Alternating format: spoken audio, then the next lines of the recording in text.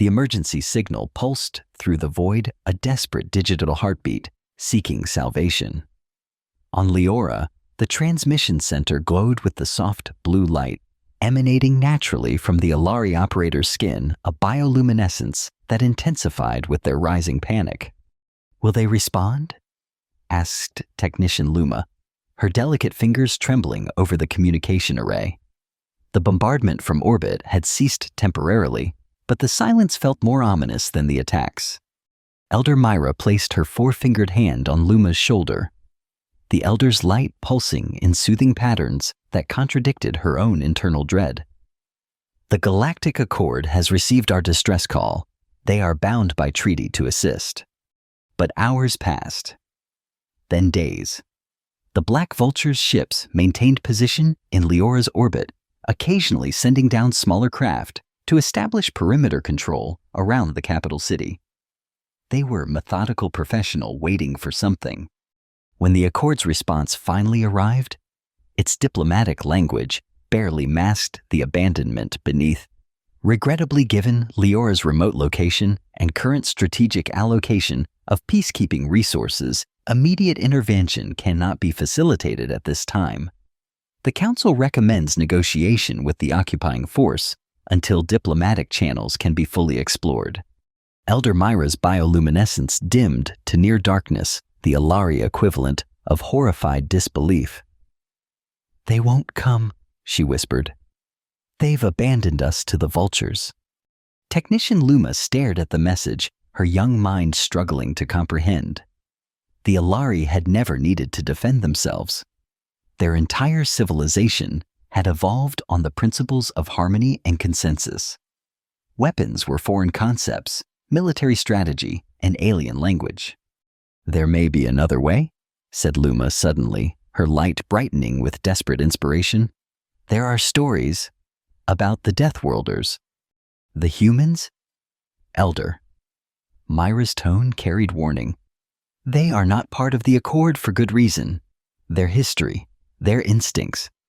They respond to distress calls." Luma interrupted uncharacteristically bold. "Always.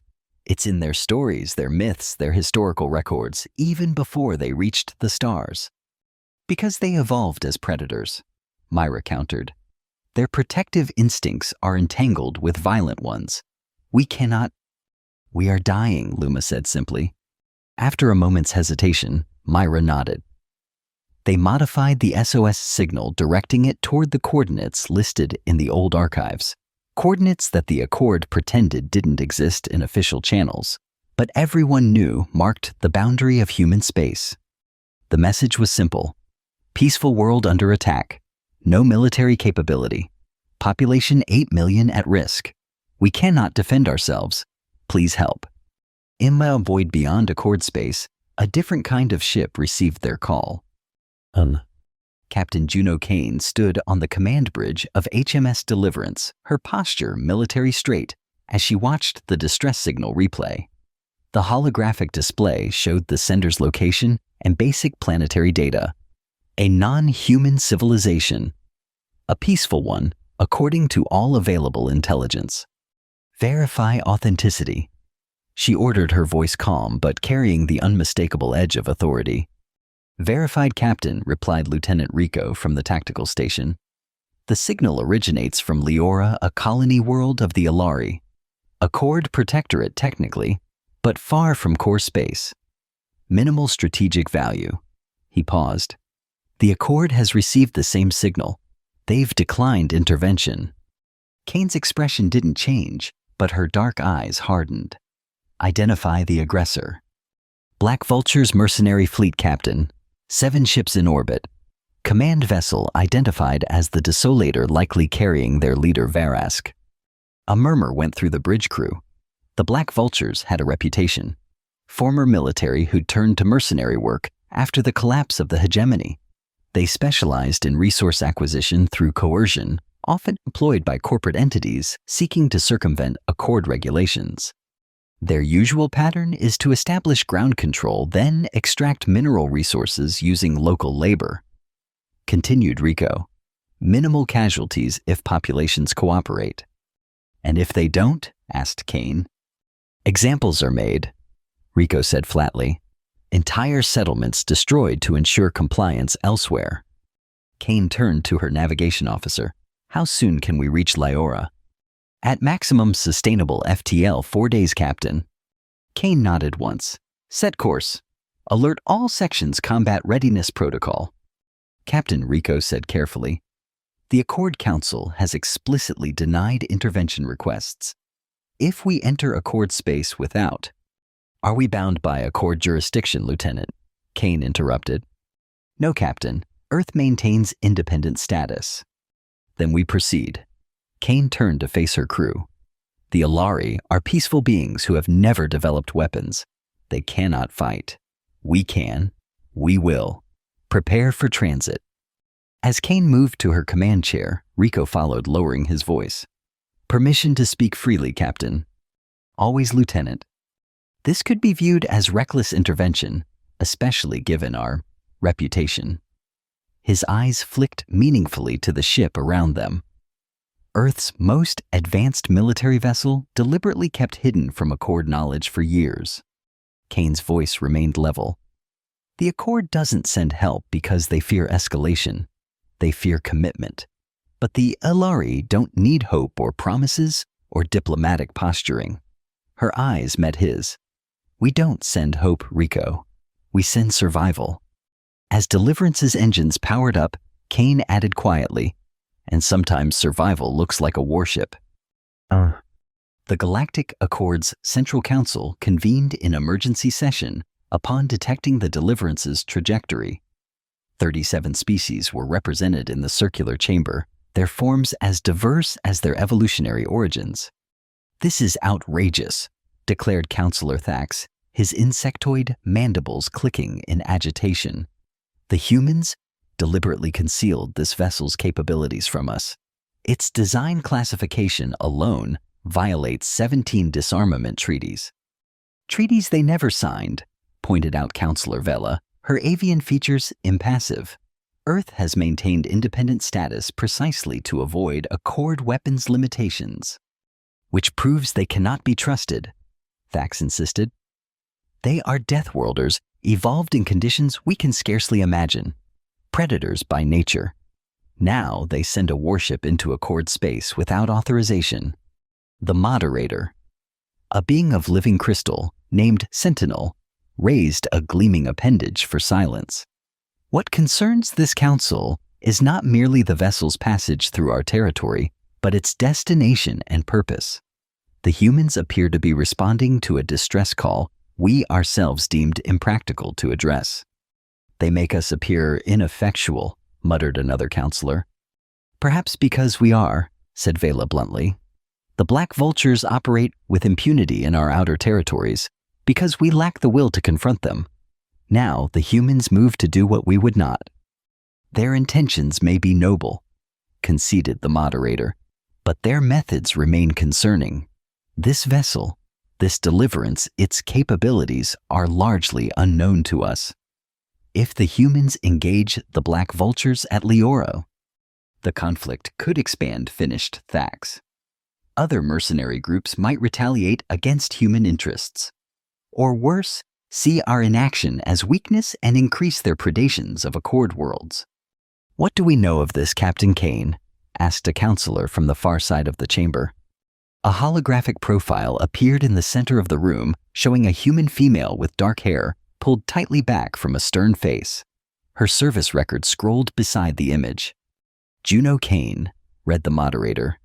43 standard years old, decorated veteran of Earth's Unified Defense Forces. Commanded 3 previous vessels before Deliverance. Known for efficient operations and minimal casualties. The Moderator paused. Though it should be noted that by human standards of warfare, minimal remains a relative term. We should order them to stand down, insisted Thax. With what authority, countered Vela, and with what enforcement would you send a fleet to intercept them? The very fleet we claimed could not reach Lyora in time to save the Alari. Silence fell across the chamber as the implications settled. We will monitor the situation, the Moderator finally decided. and prepare a diplomatic response for all potential outcomes.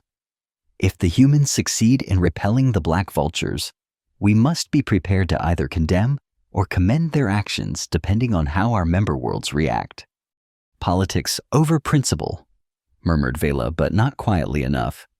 The moderator's crystalline form shimmered their species' equivalent of a sigh.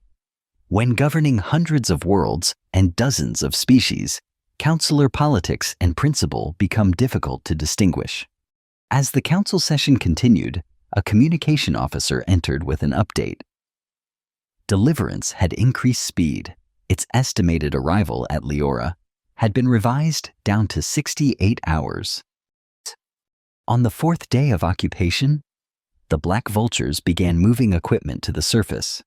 Massive harvesting machinery descended from their ships, escorted by armored mercenaries. They established a perimeter around Leora's capital city, where most of the Alari population had sought refuge. In the central administrative tower, now serving as headquarters for the occupation, Varask surveyed the operation with cold satisfaction. His massive frame dwarfed the delicate Alari furniture, his scarred face reflected in the polished surfaces designed by beings who'd never known warfare. "The mining equipment is being positioned, Commander," reported his lieutenant. "The locals are compliant, no resistance." "Of course not," Varask rumbled. "The Ilari have no concept of resistance. Their entire evolutionary history lacks predators. They developed intelligence without ever needing to fight." He shook his head. A beautiful world wasted on a species that cannot appreciate the strength it took to claim it. What of the Accord response? Any sign of intervention? Varask laughed, a sound like grinding metal. "They've sent a formal notice condemning our unauthorized resource acquisition and requesting immediate withdrawal." He crushed the data tablet in his massive hand. "Paper threats from paper beings." "And the secondary transmission, the one directed outside Accord space?" Varask's expression shifted subtly. "Monitored but irrelevant. The Alari can call to whomever they wish. The Accord remains the only power in this region, and they won't risk confrontation over a minor world like Leora." His lieutenant seemed less certain. "There are rumors, Commander, about the humans, about what happens when they receive distress calls. Myths spread by primitive species." Varask dismissed. "I've studied these Deathworlders. Yes, they're aggressive by nature, but they're also bound by their own complex moral codes. They maintain distance from Accord affairs precisely to avoid being drawn into conflicts that don't concern them." He turned to the window, watching as his forces established control points throughout the city. "Besides, even if they wished to intervene, no vessel could reach us in time. We'll be finished within 2 weeks long before any hypothetical rescue could arrive." "As you say, Commander." The lieutenant hesitated before adding, "The bioweapon is prepared should the need arise." Varask nodded. The weapon was illegal by all galactic standards, but effective, especially against species like the Alari with their simplified immune systems. It would be a last resort. Dead laborers couldn't mine resources. But the threat alone should ensure continued compliance.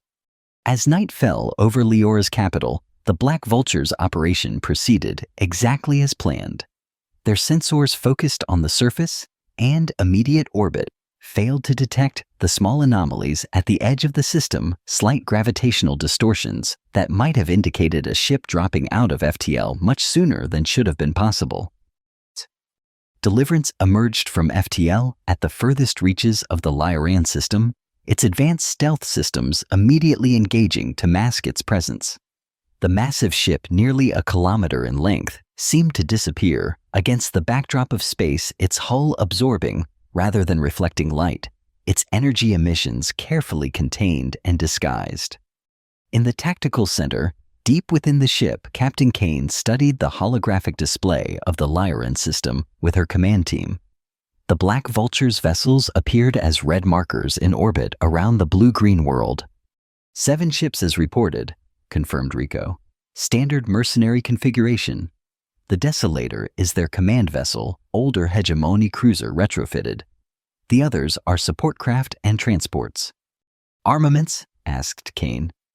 Mid-range plasma cannons, missile systems, point defense. Significant, but not extraordinary. Their advantage has always been numbers and coordination, not superior technology. Kane nodded.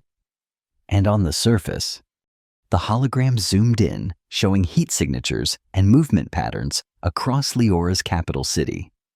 Approximately 500 armed personnel deployed. They've established control points around the city perimeter and begun setting up mining equipment in these sectors. Rico highlighted several areas. The Alari population appears contained, but unharmed. For now, Kane said quietly. What's their most vulnerable point? Rico manipulated the display, highlighting the central tower in the city. Their command center. Verask himself is likely stationed there coordinating the ground operation. He hesitated. However, any direct assault would put the Alari at significant risk. The Black Vultures won't hesitate to use them as shields. Kane studied the display silently for a long moment. Then she turned to her communications officer. Establish contact with the Alari resistance, if any exists. Encrypted channels only. Captain, the officer replied hesitantly. According to our intelligence, the Alari have no concept of resistance. Their society functions on consensus and cooperation. Every species understands survival, Kane countered. Find someone who's willing to act to ensure it. As her team moved to execute her orders, Kane studied the enemy positions again. Prepare infiltration teams. Stealth insertion protocol. I want our people on the ground before the vultures know we've arrived. Rules of engagement, asked the operation commander, a compact woman with the focused intensity of a coiled spring. Protect the Alari at all costs, Kane replied. Neutralize the Black Vulture's ability to harm the population. Capture Verask if possible, eliminate if necessary. And the orbital forces. Kane's expression hardened, almost imperceptibly. Once our ground teams are in position, Deliverance will engage. The Black Vultures must lose their capacity to bombard the surface or escape with hostages. The Accord Council will view this as excessive intervention, Rico noted quietly. The Accord Council isn't here, Kane replied. We are, and we will act according to our judgment, not theirs. As her team dispersed to prepare, Kane remained at the tactical display. Her finger traced the outline of the Leoran capital. Its elegant organic architecture, a testament to the peaceful evolution of its builders. Soon that peace would be shattered first by the Black Vultures, now by humanity's response. Sometimes, she murmured to herself, protection requires destruction. Technician Luma moved cautiously through the underground maintenance tunnels that connected Leora's major structures. The tunnels had been designed for the automated service systems that maintained the city's infrastructure, not for Alari movement, but her slight frame allowed her to navigate them relatively easily. She reached a junction and checked her improvised scanner, a communications device, repurposed to detect the unique energy signatures of the Black Vulture's equipment. No signals nearby. She continued forward, her bioluminescence dimmed to its minimum output, casting just enough light to see by. The message had come 3 hours ago, through a frequency the occupiers weren't monitoring. At first, she had thought it a cruel joke. Help was coming from Deathworlders, but the transmission had contained authentication codes and specific instructions that convinced her of its legitimacy. Now she moved toward the designated coordinates, a maintenance hub near the central tower. According to the message, she would meet the advance team there, humans who had somehow reached the surface undetected. When she arrived at the hub, the room appeared empty. Luma hesitated, her natural caution warring with desperate hope. I am here, she said softly in trade language. I received your transmission. Movement in the shadows made her freeze. A figure emerged bipedal, like the Elari, but larger, more solid, covered in dark material that seemed to absorb light rather than reflect it. The face was partially obscured by some kind of breathing apparatus, but unmistakably human. Technician Luma. The voice was quiet but clear through what must be a translation device. She pulsed her bioluminescence once in affirmation, the Ellery equivalent of a nod. Lieutenant Maya Reeves, HMS Deliverance. The human removed her breathing apparatus, revealing features that seemed simultaneously familiar and alien to Luma. Similar basic structure to Alari faces, but heavier, more defined with skin that didn't glow. Thank you for coming. Your ship, it is really here in our system. Luma couldn't keep the disbelief from her voice. In orbit cloaked, the black vultures don't know we've arrived. The human gestured, and 4 more figures emerged from different hiding spots around the room. Luma hadn't sensed any of them. This is my team. We need your help to coordinate our operation. I'm just a communications technician, Luma said hesitantly. I know nothing of military matters. You know your people and your city? Maya replied. That's what we need most. How many Alari are being held in the central tower? 43. Luma answered immediately, including Elder Myra and the entire Governance Council. Maya nodded. And the Black Vulture's command structure? Where is their leader stationed? The one called Varask has taken the council chamber on the top level, Luma confirmed. He has at least 20 guards with him at all times. They have threatened to use something called a beso weapon if we don't cooperate with the mining operation. The humans exchanged glances that Luma couldn't interpret. That complicates things, Maya said quietly.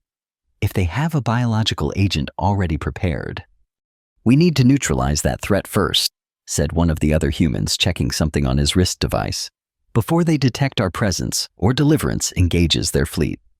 Luma felt a chill that had nothing to do with the cool air of the maintenance tunnels. You plan to attack their ships. We plan to remove them entirely, Maya said simply. But first, we need to ensure the safety of your people on the ground. She unfolded a holographic display showing the layout of the central tower. Can you show us the environmental control systems and any alternate access points to the upper levels? As Luma began explaining the tower's design, she found herself both terrified and oddly comforted by the humans' methodical approach. They radiated a calm confidence that seemed impossible given the odds against them, a handful of infiltrators against hundreds of armed mercenaries. Why did you come? She asked suddenly. The Accord refused. They said we were too far away, that intervention wasn't practical. Maya paused in her planning to meet Luma's gaze directly. Humanity has a complicated relationship with distress calls. Our history is full of failures to respond and the consequences that followed. We've learned that lesson too many times to ignore it now. Even for aliens, for people not your own. A slight smile touched Maya's face. Especially then. Captain Kane has a saying, distance doesn't diminish duty. If you can help and choose not to, the distance was just an excuse. Before Luma could respond, another human approached with what appeared to be small devices. Communication links, Maya explained, offering one to Luma. Secure channel to our team and to Deliverance. We move in 6 hours when their guard rotation changes. Until then, we need to place these sensor disruptors throughout the tower's access points. Luma took the tiny device, its weight seemingly insignificant compared to the responsibility it represented. I will help you, she said, her bioluminescence brightening with resolve. Whatever it takes to free my people. The human named Maya nodded, a gesture Luma recognized from cultural briefings about Earth species. Then we begin now. The first rule of this operation, we protect your people at all costs. The second, the Black Vultures will never know what hit them until it's too late. In the council chamber atop Leora's central tower, Varask reviewed the mining operation's progress with increasing satisfaction. The initial sites had proven even richer in rare minerals than their scans had suggested. At this rate, they would extract 3 times the expected yield within the planned time frame. The processing equipment is operating at full capacity, reported his operations chief. The first shipment will be ready for transport within 18 hours. Excellent. Varask leaned back in the appropriated chair of the Ilari Council Elder. And the locals. Compliant, no issues. They're actually quite efficient workers when properly motivated. Varask nodded. The Ilari's natural dexterity made them well suited to operating the more delicate extraction equipment. And security. Perimeter maintained. No communications in or out except through our controlled channels. The security chief hesitated. Though there was a momentary anomaly in the long-range sensors 3 hours ago. Probably atmospheric interference. Probably. Varask agreed, but his instincts, honed through decades of warfare and mercenary operations, prickled uncomfortably. Double the patrol rotations anyway, and move the bioweapon to my personal shuttle. If we need to leverage it, I want direct control. As his officers moved to comply, Varask turned to the panoramic windows that offered a view of the entire capital city. Beautiful in its way, all flowing lines and organic architecture like the growth patterns of crystalline trees. So different from the brutal efficiency of the structures he was accustomed to. Something about this operation had felt too easy from the beginning. The Ilari's complete lack of resistance. The Accord's predictably toothless response. The perfect confluence of valuable resources and minimal risks. In his experience, when things seemed too perfect, they usually were. Increase sensor sweeps of the outer system, he ordered suddenly. Full spectrum, maximum range. Sir? His lieutenant looked confused. That will divert significant power from the mining operation? Do it anyway. Varask's eyes narrowed as he scanned the horizon. And prepare my combat armor. I think I'll personally oversee the next extraction shift. As his officers hurried to comply, Varask couldn't shake the feeling that he was missing something. Some variable, some threat he couldn't quite identify. The Ilari were no threat. Their evolved pacifism was well documented. The Accord had already demonstrated their unwillingness to intervene. Which left? What? The secondary transmission. The one sent beyond Accord space. Get me all information we have on Earth response patterns to distress signals, he ordered abruptly. Historical records, tactical analyses, everything. Perhaps it was nothing. Perhaps his instincts were finally failing him after all these years. But Varask hadn't survived this long by ignoring them. On the Bridge of Deliverance.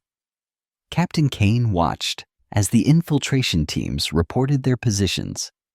Green indicators on the tactical display showed her people strategically placed throughout the Leoron capital, with the highest concentration near the central tower. Ground teams in final position, Rico confirmed. Sensor disruptors active. The Black Vulture's internal security systems are experiencing selective failures. Kane nodded. And the Ilari? Technician Luma has coordinated with her people. They're prepared for our signal. Once we move, they'll create diversions in the lower levels of the tower to draw away some of the mercenary forces. Brave, Kane commented quietly. For a species with no evolutionary concept of physical conflict. Survival transcends evolutionary history. Captain, Rico replied.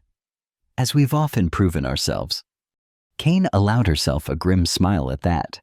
Humans had certainly demonstrated their adaptability throughout their bloody history. The bioweapon. Located. They've moved it to Varask's personal shuttle in the tower's landing bay. Our team has positioned neutralization charges nearby. One signal from us, and the entire weapon system will be rendered inert. Good. Kane straightened her decision made. Initiate Phase 1. Signal the ground teams. Initiating. Time to Phase 2. 20 minutes. Kane turned to her weapons officer.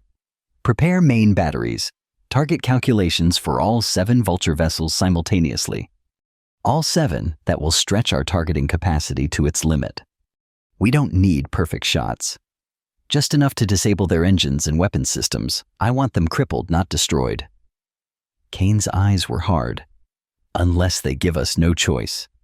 As orders flowed throughout the massive ship, Kane took her command chair, strapping in for combat maneuvers. Stealth systems to standby. We'll drop our cloak the moment we fire. Maximum effect requires maximum visibility. The Black Vultures will respond with everything they have, Rico warned. I'm counting on it, Kane replied. Their attention needs to be on us, not the surface. The ship hummed with controlled power as weapon systems charged and engines prepared for combat maneuvering. Kane activated the ship-wide communication. All personnel, this is Captain Kane. In 18 minutes, we engage the enemy to protect a peaceful species that cannot protect themselves. This is why Deliverance exists. This is why we exist. Every Black Vulture looking to the sky in fear is one less threat to the Ilari below. Make them look up. She closed the channel and turned to Rico. Begin the countdown and inform me the moment our teams secure the tower. On the surface of Leora, under the covering darkness of night, the operation began with silent precision.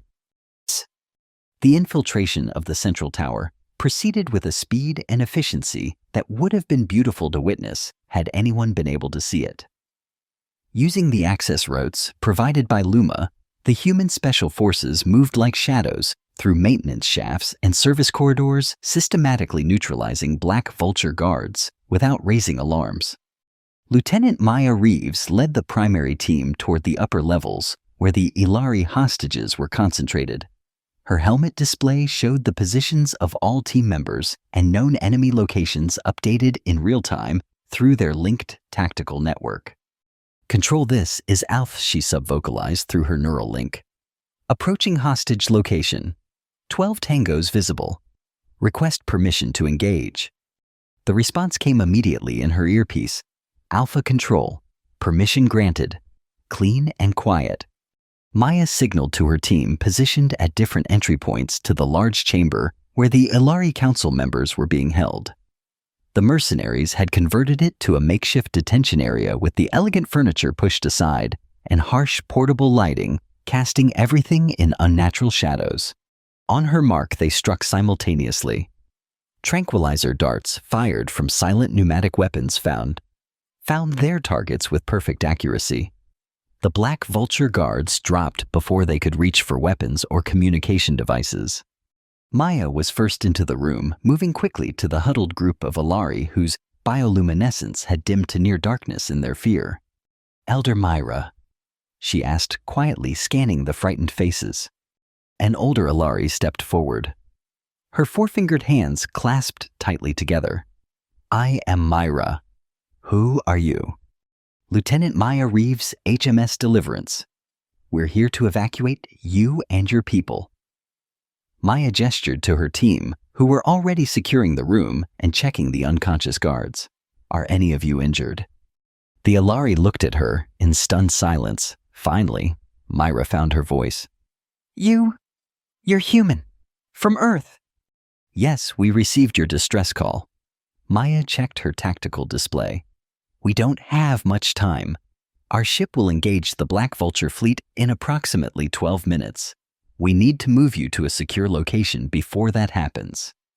But the one called Verisk, he said he would release a weapon if anyone resisted. A biological agent. We're handling that, Maya assured her. Another team is neutralizing the threat as we speak. A slight tremor ran through the building, barely perceptible, but enough to make the Ilari look up in alarm. What was that? One of them asked. Maya checked her tactical feed. Phase 2 initiation. Our teams are creating controlled diversions to draw enemy forces away from the upper levels. She turned back to Myra. Elder, I need you to organize your people. We're moving you down to the subsurface levels where our evacuation team is waiting. And Verisk, Myra asked. He is directly above us in our council chamber. Captain Kane has special plans for him. Maya replied, her expression unreadable behind her tactical visor. Now, please, we must move. As she guided the Ilari toward the secured exit route, Maya's comlink activated again. All teams, this is Control. Deliverance engaging in T-8 minutes. Confirm status. Team confirmations came in rapid succession. The bioweapon had been neutralized. The landing bay secured to prevent escape. 3/4 of the Black Vulture forces had been drawn to false alarms on the lower levels, leaving the upper command center increasingly isolated. Maya added her own confirmation as her team escorted the Alari hostages into the relative safety of the maintenance tunnels, where Luma waited to guide them further. Everything was proceeding according to plan. Above in the council chamber, Verisk was about to discover exactly what it meant to face Deathworlders in combat. Vrask knew something was wrong when the third unexplained system failure occurred within 10 minutes. The pattern was too precise, too targeted to be coincidental. Security sensors on specific levels going dark. Communication relays dropping without apparent cause. And now reports of intruders that security teams couldn't seem to locate. Full alert. He ordered, strapping on his combat armor. I want all prisoners moved to the emergency transports immediately. Sir, his lieutenant reported urgently, we've lost contact with the detention level. Vrask froze, then activated his personal shield generator. Lock down this level. No one in or out without my direct authorization. And send the alert to the fleet possible hostile presence on the surface. The fleet isn't responding, came the reply, the officer's voice tense. Long-range communications are experiencing interference. A cold certainty settled over Verisk.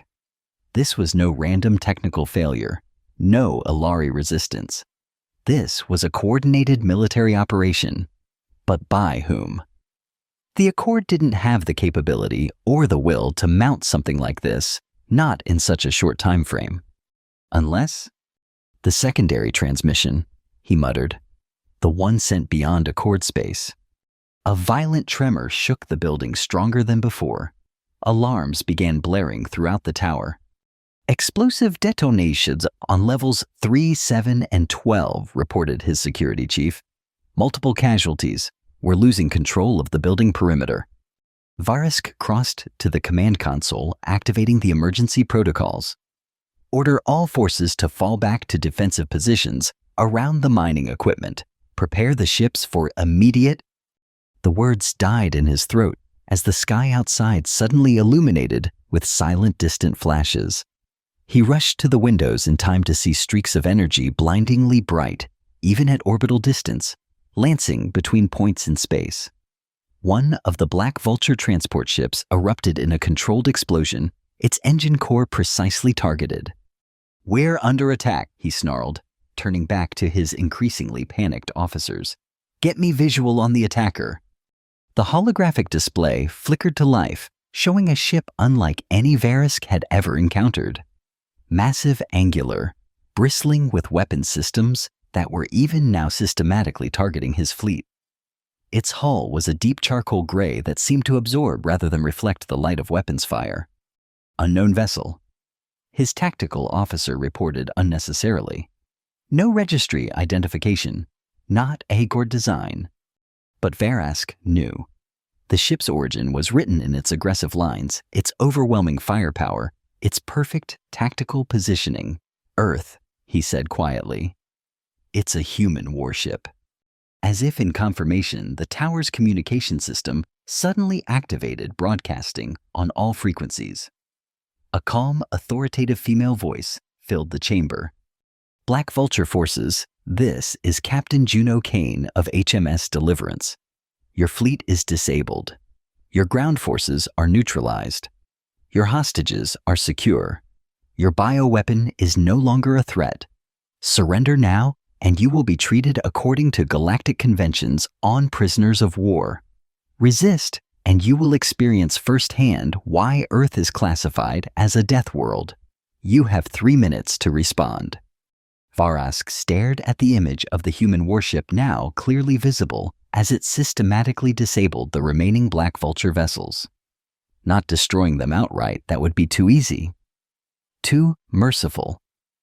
No, the humans were surgically crippling each ship, leaving them adrift and powerless. Sir? His lieutenant waited for orders, fear evident in his voice. What do we do? Vrask's mind raced through options each more desperate than the last. The bioweapon was their leverage, but if the humans had already neutralized it, and the prisoners gone, The ship's disabled, but he still controlled the tower, and the mining equipment could be repurposed as weapons if necessary. "We don't surrender to anyone," he growled, activating his battle armor's full combat systems.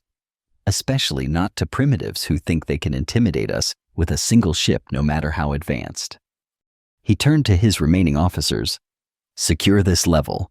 Concentrate all remaining forces around the mining equipment. If they want this planet, they'll pay for it in blood, theirs and the Alari's." As his officers rushed to comply, Verisk checked his personal weapons. The humans had made a critical mistake. They'd expected him to value his ships, his men. But Verisk had survived the fall of empires by understanding that everything was expendable except himself. Let them come.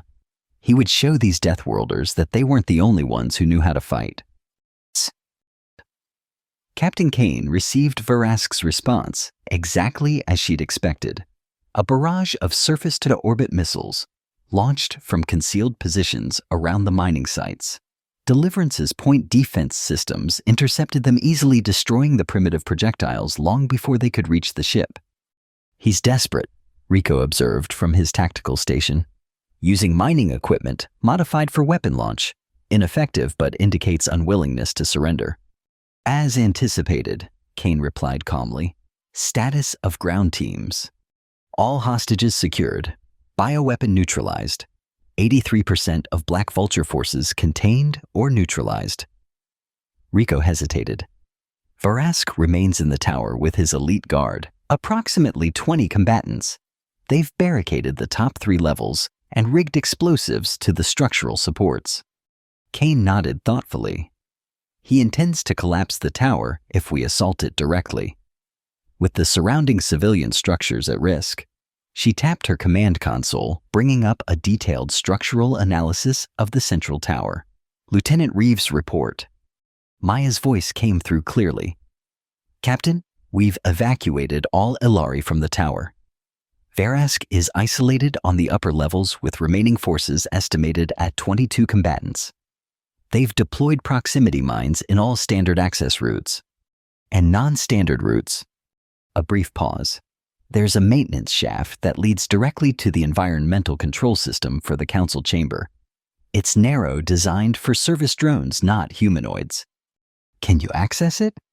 "Negative, Captain. Too narrow for our team, even without equipment." Kane's eyes narrowed in thought. "What about the Ilari?" "Their physical dimensions." "Possible," Maya confirmed. "But they have no combat training, no." "I'll do it," interrupted another voice, lighter, with the musical quality characteristic of Ilari speech patterns. "I can navigate that shaft." "Identify yourself," Kane ordered. "Technician Luma, Captain. I've been assisting your ground team.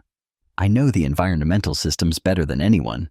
I can reach the controls and shut down their life support."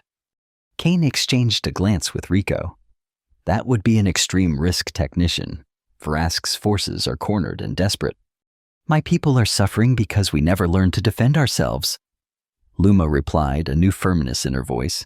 "Let me help end this, please."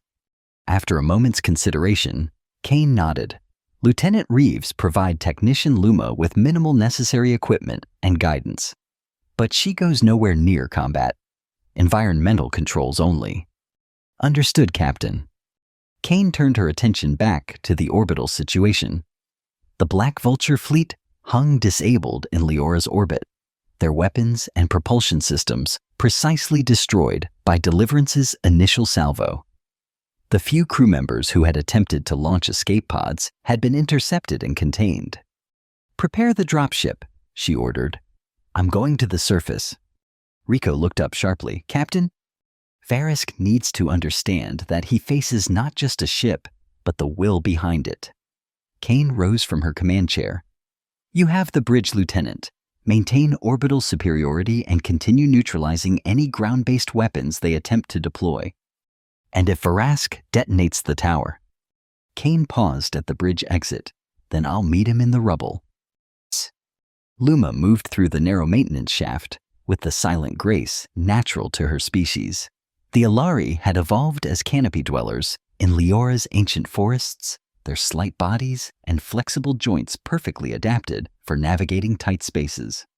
The equipment Lieutenant Reeves had given her was minimal. A communication device secured to her wrist, a small tool for overriding electronic systems, and a packet of what the humans called smart dust, microscopic sensors that would map the council chamber once released through the ventilation system. The shaft narrowed as it approached the upper levels, forcing Luma to contort her body into increasingly uncomfortable positions. The humans had explained their plan clearly. She would access the environmental control panel, release the smart dust, then deactivate the chamber's atmospheric regulators. Not enough to kill the occupants, but enough to disorient them with decreased oxygen levels while the human teams prepared for final assault. Simple in theory, terrifying in execution. As she neared the access point to the council chamber's systems, Luma heard voices echoing through the ventilation duct's harsh, angry sounds that her translator rendered into comprehensible language. "Doesn't matter if we're outnumbered," Varisk was saying. "The explosives are placed. If they attempt to take this level, we bring down the entire tower. The humans won't risk it." "And if they call our bluff?" asked another voice. "It's not a bluff," Varisk replied coldly. "I've survived worse than this. The escape tunnel is prepared. Once the charges detonate, we'll have sufficient coverage to reach the secondary extraction point." Luma froze, her bioluminescence dimming instinctively in response to danger. An escape tunnel. Secondary extraction. The humans needed to know immediately. She activated her communication device, keeping her voice to the faintest whisper. "Lieutenant Reeves, I can hear Varisk. He has an escape route prepared. A tunnel, and he intends to collapse the tower as a distraction." "Understood," came the calm reply. "Can you determine where this tunnel leads?" "No, but I am at the environmental controls now. Once I release the smart dust, your systems should be able to map the chamber fully. Proceed, but with extreme caution. If they detect you..." "I understand." Luma disconnected and turned her attention to the control panel hidden behind a maintenance cover. The design was intuitive. Alari technology emphasized simplicity and accessibility.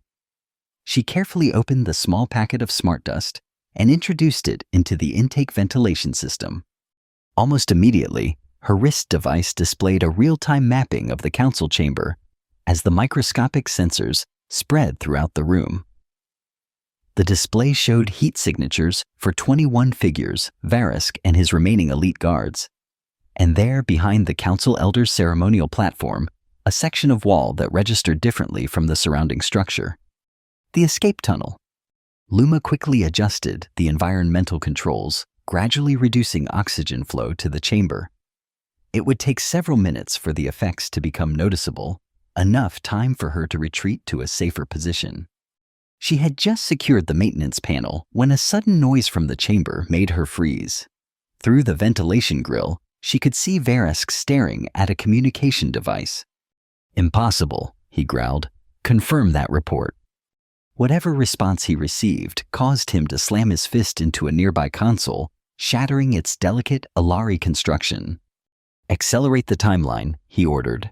"Begin the detonation sequence, and prepare my personal transport." Luma didn't wait to hear more. She activated her communicator even as she began moving rapidly back through the maintenance shaft. "They're initiating detonation. Varisk is preparing to escape." "Get out of there, technician," Lieutenant Reeves ordered. "All teams, immediate assault on the council chamber.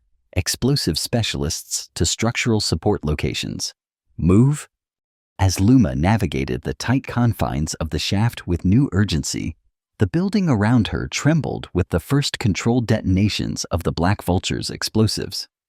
Not the main charges that would collapse the tower, but preliminary blasts to clear their escape route. She emerged from the maintenance shaft into a scene of controlled chaos. Human soldiers moved with practiced efficiency, their weapons ready but disciplined. Lieutenant Reeves grabbed her arm, pulling her toward the evacuation route. "You've done enough," the human said firmly. "Get to safety." "But my information," has been transmitted to all teams including Captain Kane. Reeves guided her to where other Ilari waited in a secured area. Now it's our turn. As Luma joined her people, she was surprised to find Elder Myra waiting, her bioluminescence showing patterns of deep concern. The humans are assaulting the tower, Myra said quietly. They're risking their lives for us. They call it duty. Luma replied, watching as more human soldiers moved toward the tower's upper levels. They said it doesn't diminish with distance. Before Myra could respond, a new figure entered the secured area, taller than the other humans, with an air of absolute authority that seemed to alter the energy of the room. Unlike the combat soldiers, this human wore a dark uniform marked with symbols of rank. "Captain Kane!" gasped an Ilari nearby. The human captain surveyed the gathered Ilari with an expression that Luma found difficult to interpret, neither warm nor cold, but intensely focused.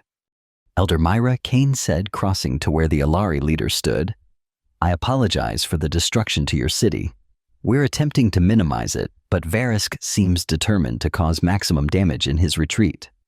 "You need not apologize for saving us," Myra replied. "But this Varask, he must be stopped. If he escapes, he will only return with greater forces seeking revenge." Kane nodded once. "That is precisely why I'm here." She turned to one of her officers. "The tunnel location." "Confirmed, Captain.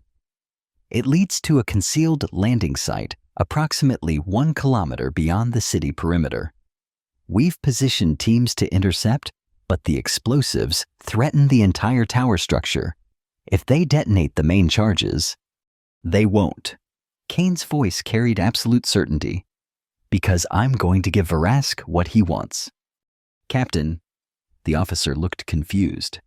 "A worthy opponent." Kane checked her sidearm, a sleek weapon that hummed with contained energy. "Direct confrontation. He's a warrior of the old hegemony. They value personal combat above all else." "It's too risky," the officer protested. "Let our teams—" "That's an order, Commander." Kane's tone brooked no argument. "Maintain your positions and prepare to neutralize any escaping forces. But Varask is mine." As Captain Kane moved toward the tower, Luma felt a strange mixture of fear and awe. The human leader radiated a controlled danger that seemed almost palpable, like the electrical storms that sometimes swept Leora's northern continents. "Will she kill him?" Luma asked softly. Elder Myra watched the human captain's departure with troubled eyes. "I believe that depends entirely on him." The council chamber was in chaos when Kane reached it. Partial detonations had collapsed one section of the ceiling, filling the air with dust and debris. The smart dust sensors provided a real-time tactical overlay to her neural implant, showing the positions of Varask's remaining forces despite the limited visibility. Most were gathered around the hidden entrance to the escape tunnel, providing cover as engineers worked to clear the final obstacles. Varask himself stood apart, his massive armored form instantly recognizable from intelligence profiles. Kane entered alone, her uniform's adaptive camouflage shifting to match the room's dust-filled atmosphere. She moved silently, neutralizing 2 guards before they registered her presence, not killing precise shots that overloaded their armor's electrical systems, rendering them unconscious. By the 3rd guard, Varask had noticed the disturbance. He turned his helmet's advanced sensors, sweeping the room until they locked onto her position. "So," his amplified voice rumbled through the chamber, "the captain herself comes to face me. I'm honored." Kane disabled her camouflage, standing visible amidst the settling dust. "Commander Varask, your fleet is destroyed, your forces defeated, your escape route compromised. Surrender now." A harsh laugh echoed from Varask's helmet. "Surrender to a lone human. I've studied your kind, Captain. Aggressive, yes. Technologically, innovative, certainly. But ultimately, fragile." He drew a massive plasma blade that hummed with deadly energy. "Let's see how a Deathworlder fares in personal combat." Kane remained perfectly still. "Is that what you want, Varask, to test yourself against a human?" to see if the stories are true. The stories? He advanced slowly, the blade carving glowing arcs through the dusty air. About your species' vaunted combat prowess. Your evolutionary advantages. Another laugh. I've killed beings from 100 worlds, Captain. You'll be just another tally. Not those stories, Kane replied calmly. The ones about what happens when humans receive a distress call. She drew her own weapon smaller than his blade, but humming with a different kind of energy. The ones about why most species fear us not for our strength, but for our response to threats against the defenseless. Varask lunged forward with surprising speed for his size, the plasma blade slashing toward Kane's position. But she was no longer there, moving with the lightning reflexes that Earth's higher gravity had gifted her species, rolling beneath the strike and coming up behind him. Her weapon discharged once, striking a precise point where Varask's armor connected at the shoulder joint. The specialized pulse disrupted the suit's neural interface, temporarily paralyzing his right arm. The plasma blade clattered to the floor, its energy field dissipating. Impressive. Varask growled, recovering quickly and shifting his stance to compensate. But I don't need weapons to kill you. He charged again, using his still-functioning left arm to hurl a piece of debris toward Kane with devastating force. She sidestepped, but it was a feint. Varask closed the distance between them with alarming speed, his armored fist connecting with her midsection. The impact sent Kane flying backward into a shattered console. Pain flared across her ribs, but her own combat suit absorbed the worst of the damage. She rolled to her feet, reassessing. Varask was stronger. His armor more heavily reinforced, but she was faster, more precise. And unlike him, she didn't need to win only to prevent his escape long enough for her teams to secure the explosives threatening the tower. Your Alari friends are watching. Captain Varask taunted, gesturing to the surveillance systems still functioning in the chamber. Shall we show them what real warriors look like? What violence truly is? They already know, Kane replied, circling cautiously. They've seen it in you, the casual cruelty, the disregard for life. She feinted left, then struck right, her weapon discharging against another armor joint. What they're seeing now is justice. Varask roared in frustration as his left leg temporarily locked, forcing him to compensate with his armor's auxiliary systems. You call this justice attacking a legitimate salvage operation? Interfering in matters beyond your jurisdiction. Salvage. Kane's voice hardened. 8 million sentient beings aren't salvage, Varask. They're people under our protection now. Protection. He laughed again, the sound distorted through his helmet. The mighty humans, self-appointed guardians of the galaxy, don't pretend your motives are pure, Captain. Your kind seeks advantage, just like everyone else. Kane struck again, this time targeting his helmet systems. The discharge scrambled his visual display, momentarily allowing her to close the distance and place her weapon directly against the armor's central power coupling at the base of his spine. Last chance to surrender, Commander. Varask froze, recognizing the precariousness of his position. Then slowly he reached up and removed his damaged helmet, revealing a scarred face, set in an expression of cold calculation. Well played, Captain. His eyes flicked to something beyond her. But I'm never without contingencies. Too late, Kane realized his strategy. While they fought, his engineers had completed clearing the escape route. And now, one of them stood at the main detonator control finger, poised over the activation switch. Lower your weapon, Varask ordered, or my officer collapses this entire tower with all of us in it.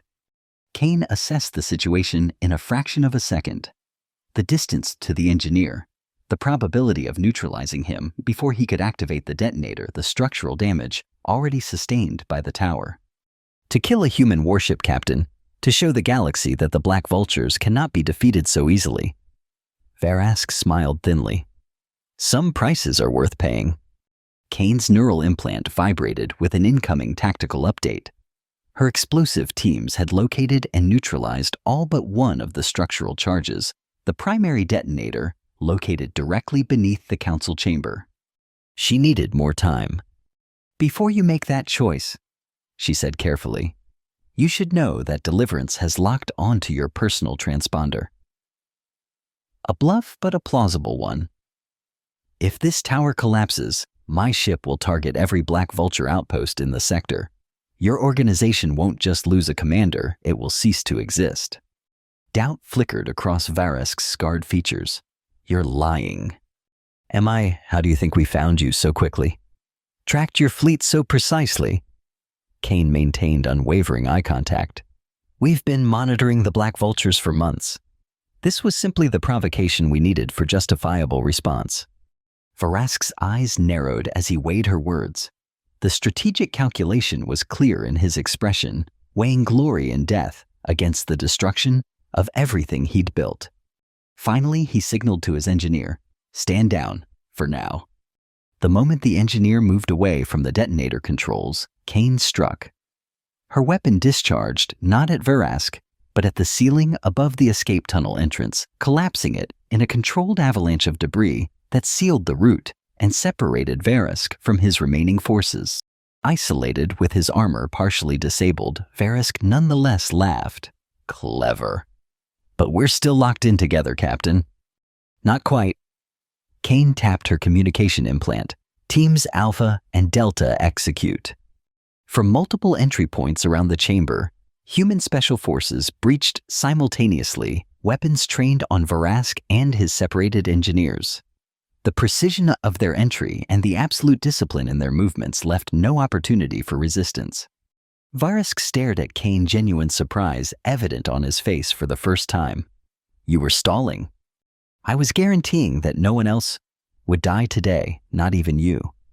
She approached him as her soldiers secured his arms. The Black Vultures are finished, Commander. Your fleet is disabled, your forces captured, your reputation in ruins. The question now is whether you personally survive to face justice. Justice, Varask sneered. Whose justice? The Accord's weak tribunals? Earth's military courts? Neither. Kane nodded to her soldiers, who secured restraints around Varask's armor joints. The Alari will decide your fate. For the first time, genuine uncertainty showed in Varask's expression. The Alari? They're pacifists. They have no concept of punishment. Then this will be educational for everyone involved. Kane turned away as her teams reported the final explosive charge neutralized. The tower was secure, the threat eliminated. I imagine they have much to learn about justice, mercy, and their limits. 3 days later, Deliverance remained in orbit around Leora. On the surface, the Black Vulture forces had been completely neutralized, their mining equipment repurposed for reconstruction efforts.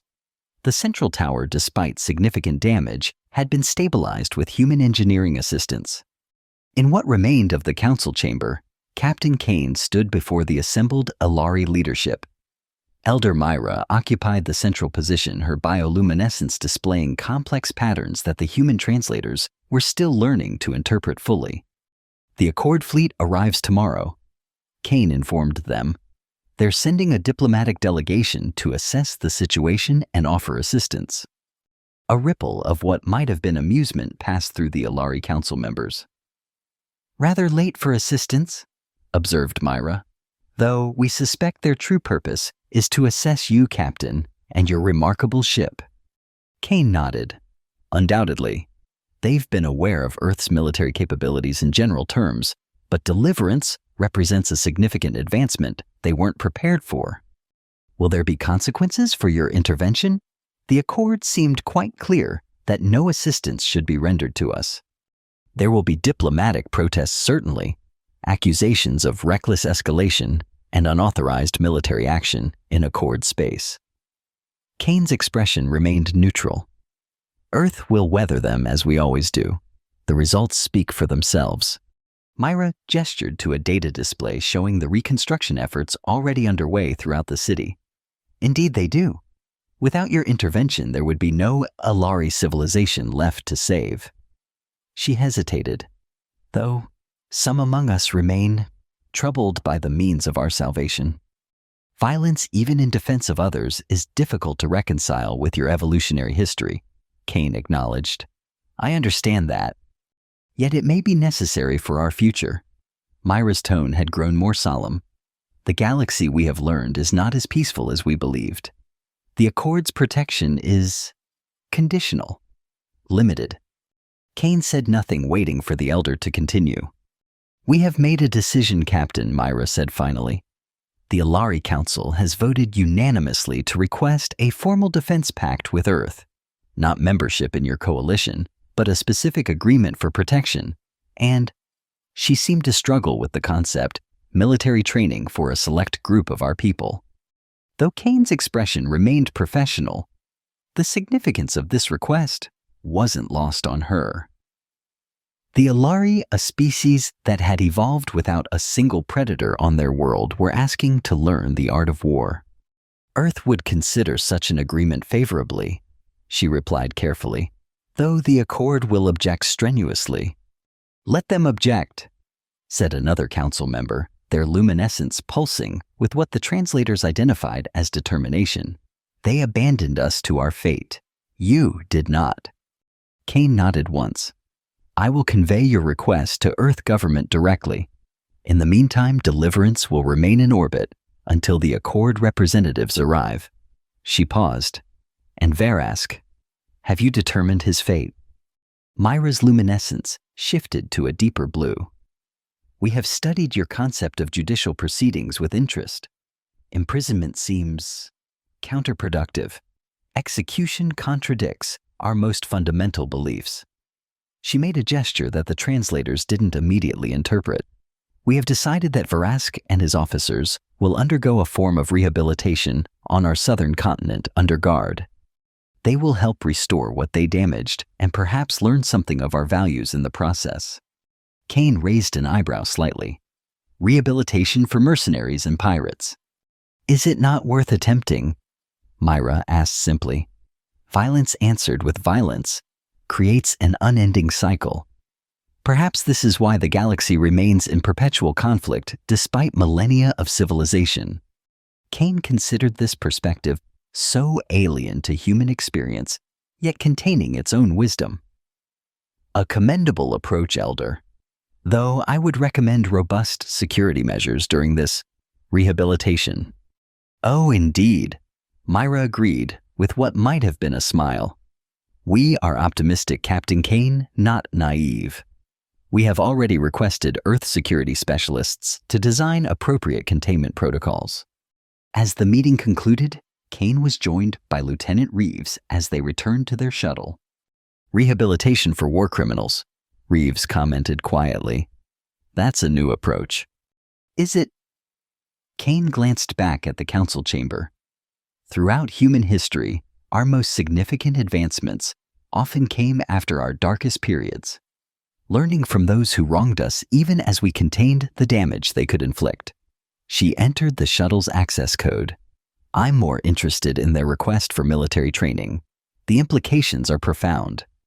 A species with no evolutionary concept of violence, deliberately choosing to learn it, Reeves agreed. Do you think Earth should agree? Kane was silent for a moment as the shuttle prepared for departure. I think, she said finally, that every sentient species has the right to defend itself, and sometimes the greatest gift we can offer is not protection, but the knowledge of how to survive when protection fails. From orbit, Leora appeared unchanged, a peaceful blue-green world turning serenely in space.